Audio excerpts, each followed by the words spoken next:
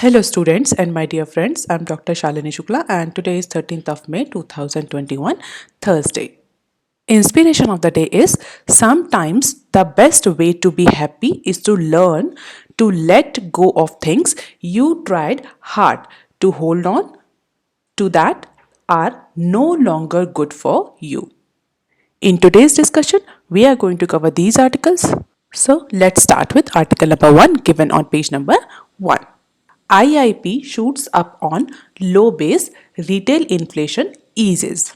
IIP stands for Index of Industrial Production. So the industrial production was up 22.4% in March on a low year on year base against 3.4% contraction in the month of February. तो recently national statistic office ने Wednesday को industrial production का data release किया है and as per the industrial production data इस बार मार्च में 22.4% का इंक्रीज देखने को मिला है in terms of industrial production on the basis of year on year base data, and we all know that this increase is mainly because of the low base effect. Low base effect means पिछले साल अप्रैल मार्च के period में nation wide strict lockdown था जिसकी वजह से industrial output purchasing manager index चाहे वो मैन्युफैक्चरिंग का हो चाहे वो सर्विसेज का हो और जितने भी माइक्रो इकोनॉमिक और मैक्रो इकोनॉमिक इंडिकेटर्स थे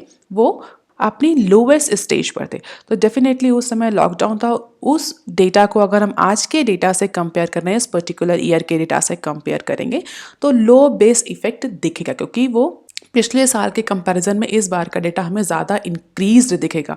बट इन रियल टर्म क्या इंडस्ट्रियल प्रोडक्शन 22.4% तक बढ़ा है और अगर इंक्रीज हुआ है तो कितना इंक्रीज हुआ है. तो अगर हमें एक रियल कंपैरिजन करना है तो 2020 के डेटा से ना करके अगर हम 2019 के डेटा से करें तो it will be more realistic क्योंकि 2020 में लॉकडाउन के इफेक्ट के कारण बहुत सारे इंडिकेटर उस समय अपनी लोएस्ट स्टेज पर थे. तो अगर आज से कंपेयर करें तो हमें सिग्निफिकेंट इंक्रीज दिखेगा क्योंकि अभी इस समय नेशन वाइड लॉकडाउन नहीं है. भले ही कोविड-19 की सेकेंड वेव चल रही है बट लोकलाइज लॉकडाउन का इम्पैक्ट देखने को मिल रहा है इंडिकेटर्स पे. नेशन वाइड जो इम्पैक्ट पड़ा था फर्स्ट कोविड की वेव में वैसा इम्पैक्ट इस बार अभी तक माइक्रो और मैक्रो इकोनॉमिक इंडिकेटर्स पर नहीं पड़ा है. तो इसी वजह से लो बेस इफेक्ट क्योंकि पिछले साल का जो डेटा था वो लोवेस्ट था उसके कंपैरिजन में इस बार का डेटा इंक्रीज्ड दिख रहा है और ज़्यादा इंक्रीज्ड दिख रहा है and that is why this 22.4% increase is there in industrial production in the month of मार्च.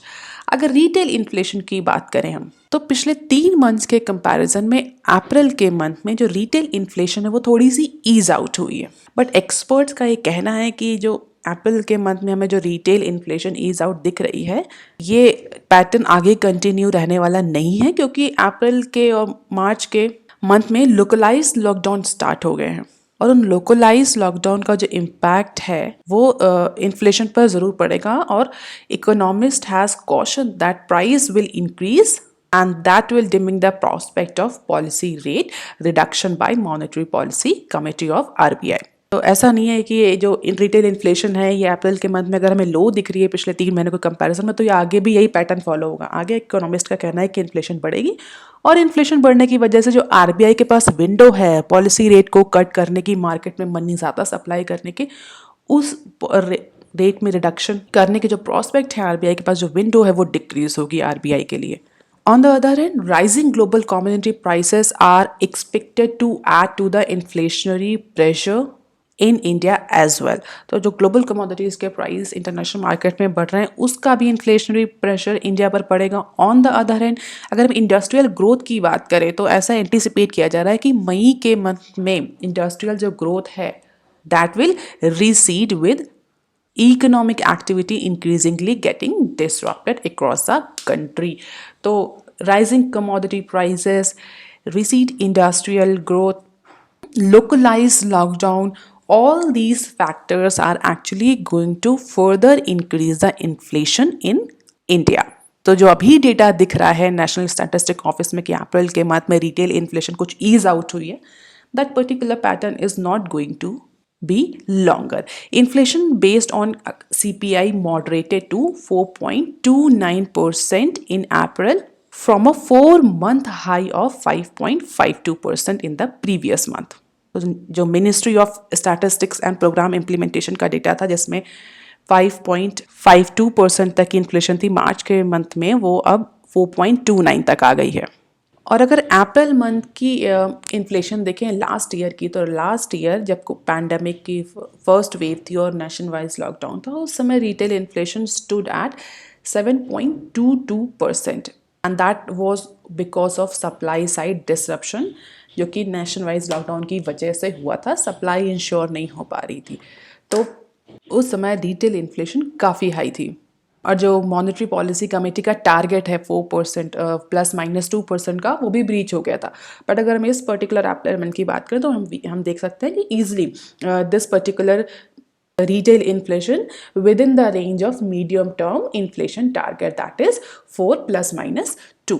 और कुछ इकोनॉमिस्ट और एक्सपर्ट का ये भी कहना है कि जैसे जैसे लॉकडाउन फेड्स अवे होंगे, इंडियन इकोनॉमी कोविड-19 के केस से रिकवर करेगी, केसेस डाउनग्रेड होना शुरू होंगे, वैसे ही सीपीआई इन्फ्लेशन वापस से बाउंस बैक करेगी अप टू 5%, जिसके बाद जो सेंट्रल बैंक है उसके पास पॉलिसी रेट कट करने के लिए और इकोनॉमिक एक्टिविटी को, इकोनॉमिक ग्रोथ को सपोर्ट करने के लिए एक सफिशिएंट विंडो प्रोवाइड होगी। अभी क्या है, इन्फ्लेशन घट रही है, तो आरबीआई के पास सफिशिएंट विंडो है कि वो पॉलिसी रेट कट्स पे जा सकते हैं। बट एक्सपर्ट भी, एक्चुअली इकोनॉमिस्ट भी इसमें डिवाइडेड है। कुछ का ये कहना है कि लॉकडाउन बढ़ेगा जिसकी वजह से इन्फ्लेशन बढ़ेगी, रिटेल इन्फ्लेशन, और आरबीआई के पास विंडो नहीं होगी, जो विंडो प्रॉस्पेक्ट्स हैं पॉलिसी रेट करने के, वो पॉलिसी रेट कट करने के वो नहीं होंगे। कुछ इकोनॉमिक एक्सपर्ट्स का ये कहना है कि as the lockdown base fades, we expect that CPI inflation bounce back to an average of 5% in the remainder of H1 financial year 22, and that will rule out all the possibility of further rate cuts to support the economic growth and activity. तो experts का इसमें opinion अलग अलग है, but जिस तरह से inflation move करेगी, अगर इन्फ्लेशन बढ़ती है आगे, रिटेल इन्फ्लेशन बढ़ती है आगे, तो आरबीआई के पास विंडो ज़्यादा नहीं होगी पॉलिसी रेट कट करने के लिए, कम करने के लिए। अगर इन्फ्लेशन कम होती है, in that case RBI will get sufficient window to actually go for policy rate cuts, and this is the economic indicator. So if we see the index of industrial output, so this is the month of April and March data, and now it started increasing, and because of this low base effect, it is seeing increase of 22.4%. And this is the annual performance of IIP since financial year 2018. So 2018 में it was 4.4, 19 3.8%. Student minded, both these numbers are positive. In financial year 20, it was minus 0.80%, and in financial year 21, that is the lockdown period, it was minus 8.60%. तो हम ये भी कह सकते हैं कि ऐसा नहीं है कि कोविड की वजह से ही इंडस्ट्रियल आउटपुट डाउन हो रहा है। अगर हम प्री कोविड पीरियड भी देखें तो भी इंडस्ट्रियल आउटपुट और निगेटिव में गया था उस ड्यूरेशन में। अगर आपको याद हो तो ऑटोमोबाइल सेक्टर काफ़ी ज़्यादा डोल टर्म की सिचुएशन में था। जो गवर्नमेंट थी उसने कॉरपोरेट टैक्स रेट को भी कम किया था in order to mobilise the resources, in order to improve the economic growth. And this is the graph of CPI inflation since January 20 to April 21, and we can see very steep fluctuations in CPI, that all because of the doldrum economic situation due to COVID-19. अब देख लेते हैं article number 2 given on page number 6. India adds 1 more months of import cover in December quarter.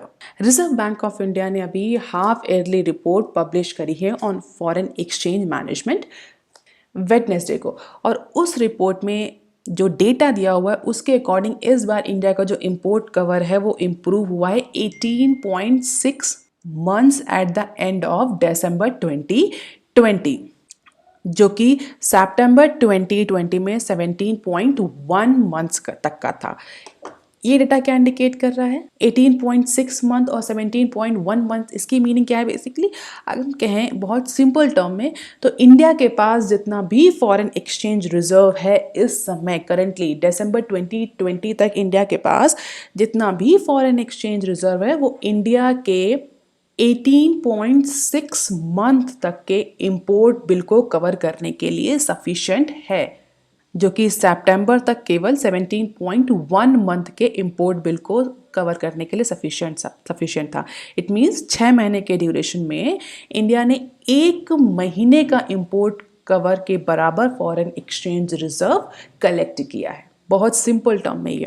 And if there is improvement in import cover of any economy, it is a good symptom or it is a good sign that economy is growing and it is earning sufficient foreign exchanges to cover its import bill, to pay for its import bill.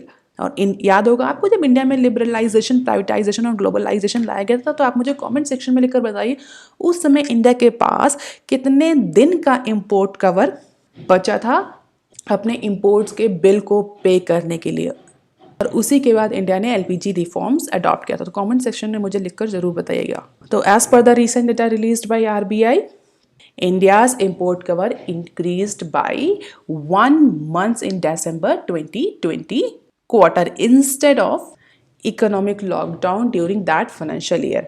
और या हम इसको ऐसे भी कह सकते हैं because of the economic lockdown during that financial year, क्योंकि नेशन वाइज लॉकडाउन भी था। ग्लोबल अगर लेवल पे भी जाएँ तो बहुत सारी डेवलप इकोनॉमी उस समय शट डाउन थी, और अगर आपको याद है तो ऑयल के जो प्राइस थे वो बहुत ज़्यादा क्रैश किए थे, जिसकी वजह से इंडिया का जो इम्पोर्ट बिल है वो थोड़ा सा इम्प्रूव हुआ था और इंडिया उस समय थोड़ा टाइम पीरियड के लिए ट्रेड सरप्लस की सिचुएशन में आया था। If you are currently following regularly following my news analysis, you must be knowing this. And the ratio of short-term debt to reserve, which was 18.9% at the end of September, declined to 17.7% at the end of December. Short-term debt to reserve जो ratio है वो 18.9% था सितंबर 2020 में, जो कि decline करके 17.7% तक आ गया है इन द मंथ ऑफ दिसंबर 2020। और इसी तरह वोलेटाइल कैपिटल जो फ्लोज है उनका रेशियो भी डिक्लाइन हुआ है from 68.0% to 67.0% in the very same period.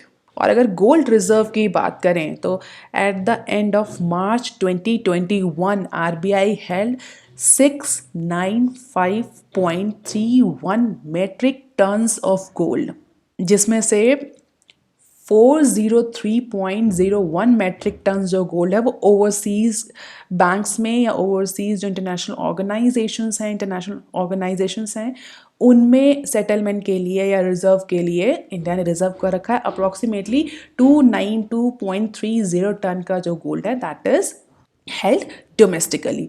सो मार्च 2021 तक इंडिया के पास अप्रॉक्सीमेटली 695 मेट्रिक टन गोल्ड है, जिसमें से 400 मेट्रिक टन गोल्ड बाहर है और 300 अप्रॉक्सीमेटली इंडिया में ही रिस्टोर है इनटू डिफरेंट फॉर्म्स डेफिनेटली। और अगर वैल्यू की बात करें, क्योंकि गोल्ड की जो प्राइस है वो वैल्यू इंक्रीज और डिक्रीज होती है, हम सभी को पता है। Value terms the share of gold in total foreign exchange reserve decrease from about 6.69% as of end September 2020 to about 5.87% at the end of March 2021। तो पिछले क्वार्टर्स की कुछ क्वार्टर्स की बात करें तो जो गोल्ड का परसेंटेज है फॉरेन एक्सचेंज रिजर्व में, if you know gold is very important part और वेरी इंपॉर्टेंट करेंसी और we can say very important metal in foreign exchange reserve.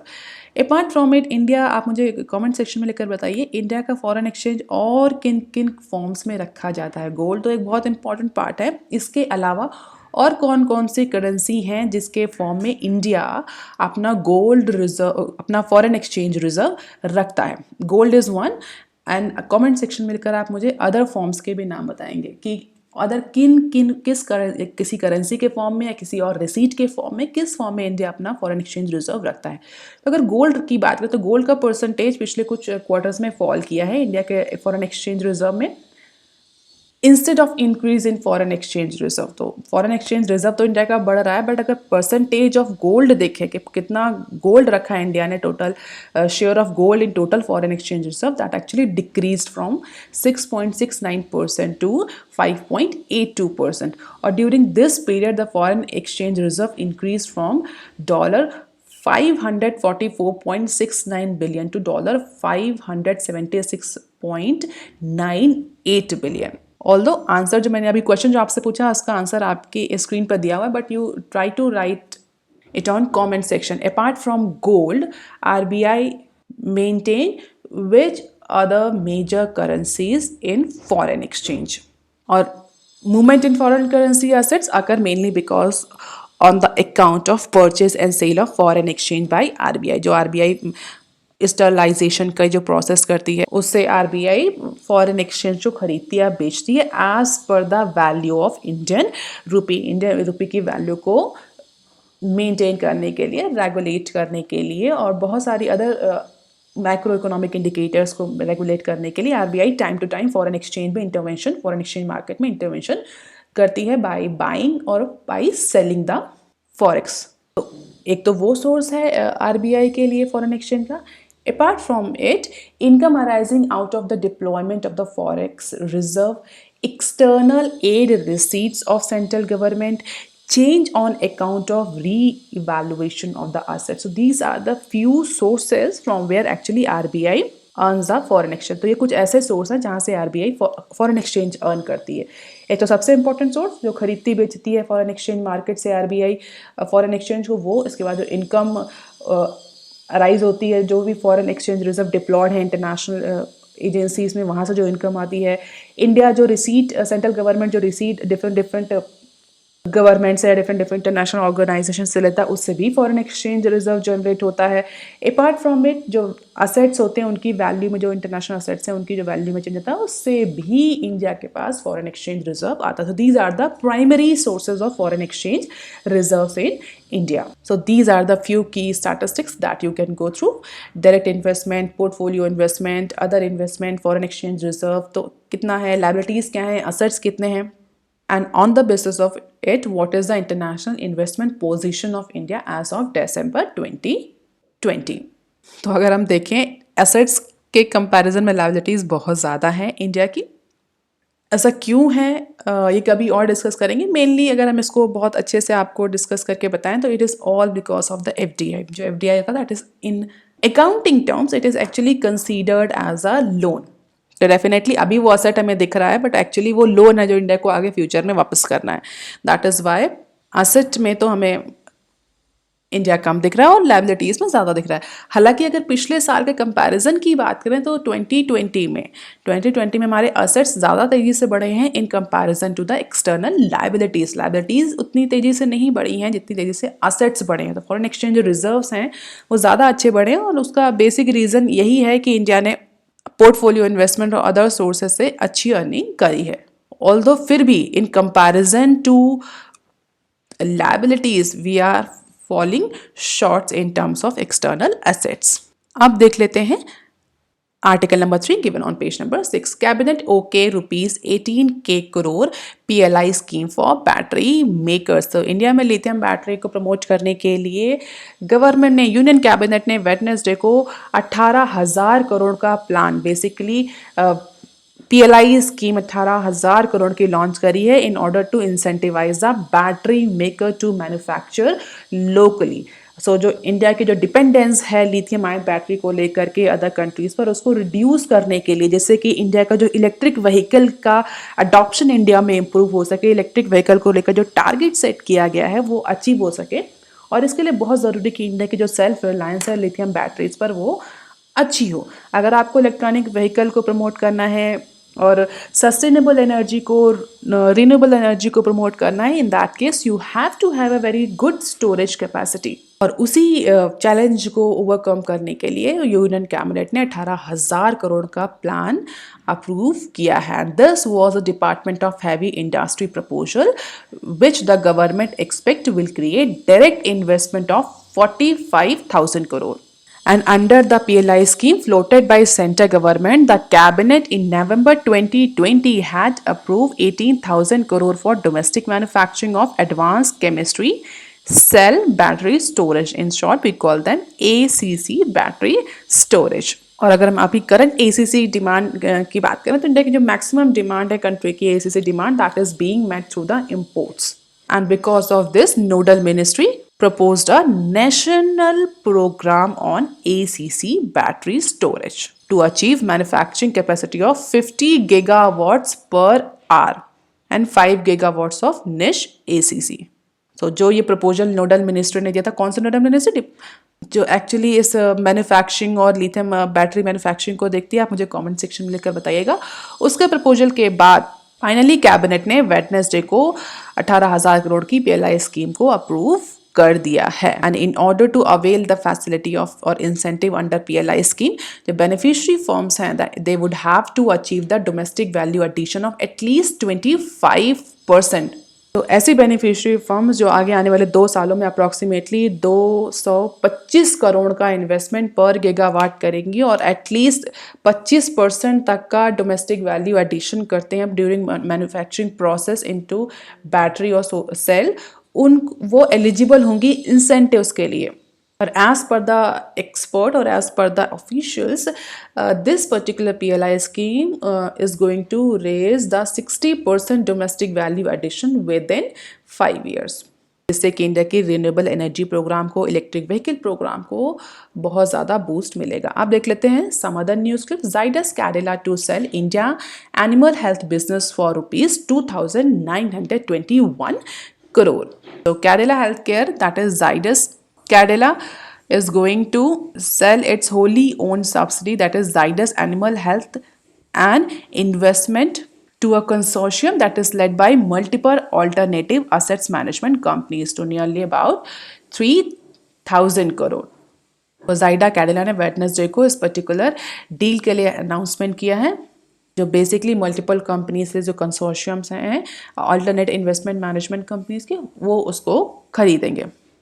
And this particular transaction involved the transfer of immovable assets, movable assets, inventory, brand, intangible assets, contract, license, permission, business record, as well as employee along with the employee benefit funds, insurance policies and other assets as well as liabilities of the company। तो पूरा जो animal, India में जो animal health business है वो cell कर रहा है जाइडस कैडिला। अब देख लेते हैं next clip. Avoid unrealistic vax expectation Vardhan to states. तो हमारे जो हेल्थ मिनिस्टर है उन्होंने स्टेट गवर्नमेंट से रिक्वेस्ट करी है कि वो अनरियलिस्टिक, अनप्रैक्टिकल एक्सपेक्टेशन ना करें वैक्सीन अवेलेबिलिटी या वैक्सीन सप्लाई को लेकर के।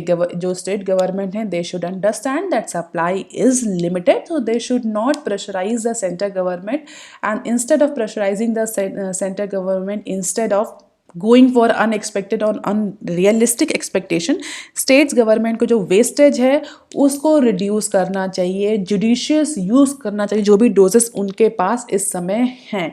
और अगर वेस्टेज की बात करें तो आसाम, राजस्थान और हरियाणा, ये 3 स्टेट्स ऐसे हैं जहां पर वैक्सीन का वेस्टेज सबसे ज़्यादा पाया गया है इन टर्म्स ऑफ परसेंटेज। तो हेल्थ मिनिस्टर ने फिलहाल के लिए स्टेट्स गवर्नमेंट से कहा है कि प्लीज़ आप जो भी वैक्सीन के आपके पास जितनी भी डोजेज अवेलेबल हैं, try to use it judicially, minimize the wastage, and government is doing all the efforts to ramp up the vaccine production in the country।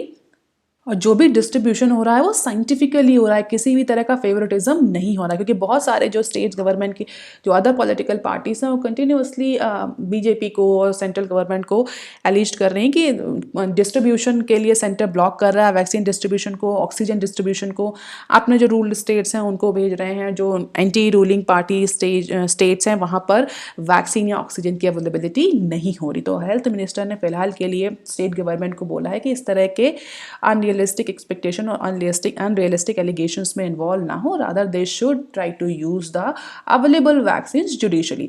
Apart from it, जो सीरम इंस्टीट्यूट ऑफ इंडिया ने है उसने भी कहा है, उसका भी एक स्टेटमेंट आया है कि अगस्त तक सीरम इंस्टीट्यूट ऑफ इंडिया का जो वैक्सीन आउटपुट प्रोडक्शन है वो अप्रॉक्सीमेटली 100 मिलियन डोजेस तक हो जाएगा, क्योंकि अभी बहुत ज़्यादा प्रेशर है इंडियन जितने मैन्युफैक्चरिंग जो भी वैक्सीन मैन्युफैक्चरिंग कंपनीज हैं उन पर। So amid multiple state reporting a shortage of कोविड-19 vaccine, Serum Institute and Bharat Biotech have submitted a report to the center, and they have also submitted their production plan for next 4 months।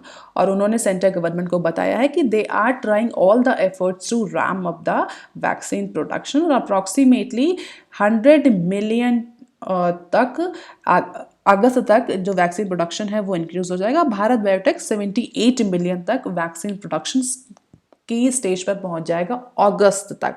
तो government थोड़ा सा wait कर ले, probably vaccine availability ensure होगी हर state को, हर individual को। इसके बाद एक और वैक्सीन से रिलेटेड न्यूज़ है। बेसिकली वैक्सीन रिलेटेड न्यूज़ को मैंने कंबाइंड कर दिया था एक जगह। तो देख लेते हैं नेक्स्ट क्लिप क्या है। भारत बायोटेक ट्रायल नोट और turning point for paediatric covid vaccine. कोविड-19 की थर्ड वेव को लेकर के भी बहुत ज़्यादा एंटिसिपेशन है और ऐसा कहा जा रहा है कि कोविड-19 की जो थर्ड वेव आएगी that will specifically affects the children.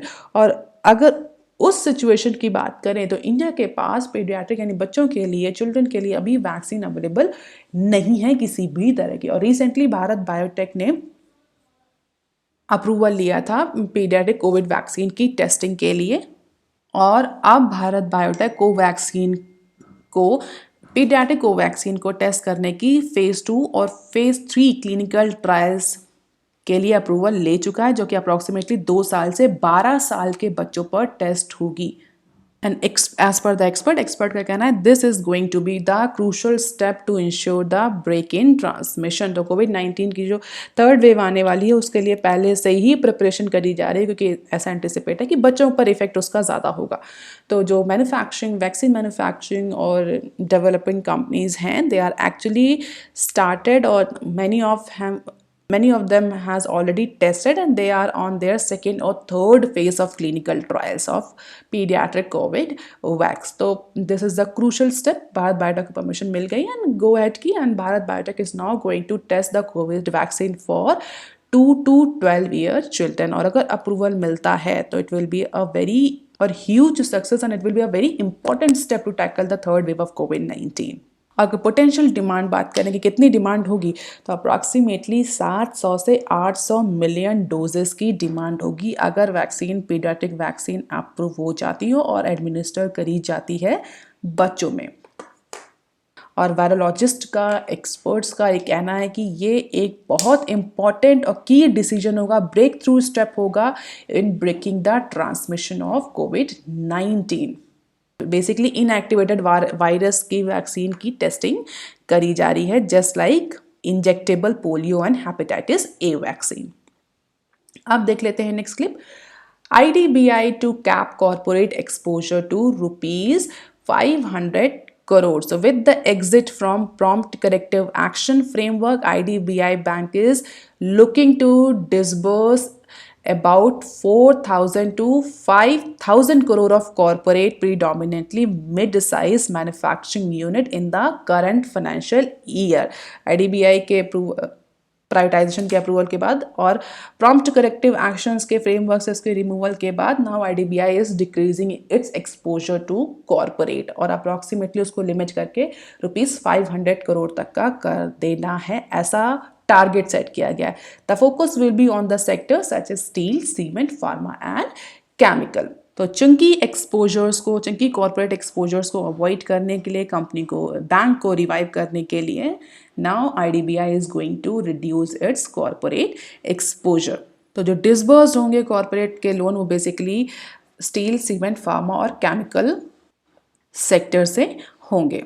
And as per the Rakesh Sharma, that Managing Director and Chief Executive of IDBI Bank, the lender expect to grow its loan book by 10% in financial year 22 with calibrated exposure to corporate accounts and the thirst on retail segment. तो basically retail segment के thirst को tap करना चाहते हैं and reduce the cap of जो भी corporate exposure है उसको cap करके या reduce करना का फिलहाल का प्लान है IDBI का। That's all for today, students. If you have any query and suggestion, you can write on comment section below. If you want lecture PDF, you can join my Telegram channel. You can also follow me on Twitter, ResearchGate, Facebook, Instagram. So that's all for today. Please like, share and subscribe. Thank you.